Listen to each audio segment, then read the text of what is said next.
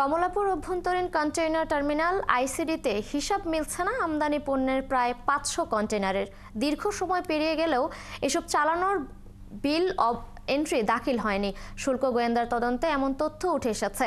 গোয়েন্দাদের আশঙ্কা, কর ফাঁকি দিতে এসব কন্টেইনারের উল্লেখযোগ্য অংশ গোপনে খালাস করা হয়েছে। আরও জানাচ্ছেন রুহুল আমিন। ঢাকার কমলাপুরের অভ্যন্তরীণ কন্টেইনার টার্মিনাল আইসিডি চট্টগ্রাম বন্দরের উপর চাপ কমাতে আমদানি রপ্তানি পণ্যের উল্লেখযোগ্য একটি অংশ ব্যবস্থাপনা হয় এখানেই।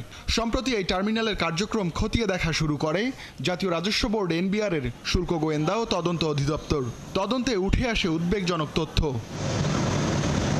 শুল্ক গোয়েন্দা কর্মকর্তারা জানান, ২০১৫ সালের জুলাই থেকে ২০২৩ সালের এপ্রিল প্রায় ৭ বছরের তথ্য পর্যালোচনা করা হয়।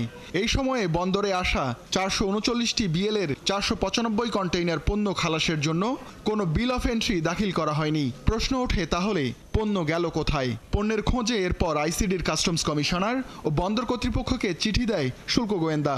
যেসব কন্টেইনারগুলো ক্লিয়ারেন্স হয় নাই কিন্তু অনেকদিন ধরে আইসিডি পোর্টে আছে, সেগুলি আমরা আমাদের সিস্টেম থেকে আইডেন্টিফাই করেছি।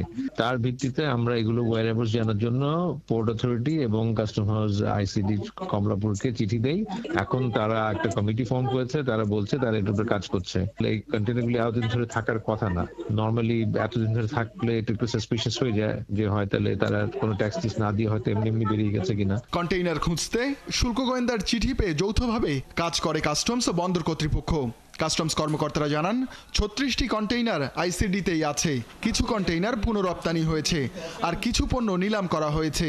পুনরপ্তানি নিশ্চিত হতে শিপিং এজেন্টের কাছে তথ্য চাওয়া হবে বলেও জানান তারা। আমার ব্যক্তিগত ধারণা হচ্ছে, যদি ক্রস ভেরিফিকেশন করা হয়, যাচাই করা হয়, সংখ্যাটা কমিয়ে আসার কথা। কমিয়ে আসলে বাকি যেটুকু থাকবে সেখানে আপনার স্যাটিসফাইড করতে হবে হু ইজ রেসপন্সিবল এবং কেমনে এটা হলো বের করা সম্ভব। শুল্ক গোয়েন্দার তথ্য বিশ্লেষণে দেখা গেছে, বিল অফ এন্ট্রি জমা না হওয়া কন্টেইনারগুলোতে এলইডি লাইট, বডি স্প্রে এবং কারখানার কাঁচামাল আমদানি করা হয়। এসব বিষয়ে বক্তব্য নিতে চট্টগ্রাম বন্দরের সচিব ও আইসিডির কর্মকর্তাদের সঙ্গে যোগাযোগ করা হলেও সাড়া মেলেনি।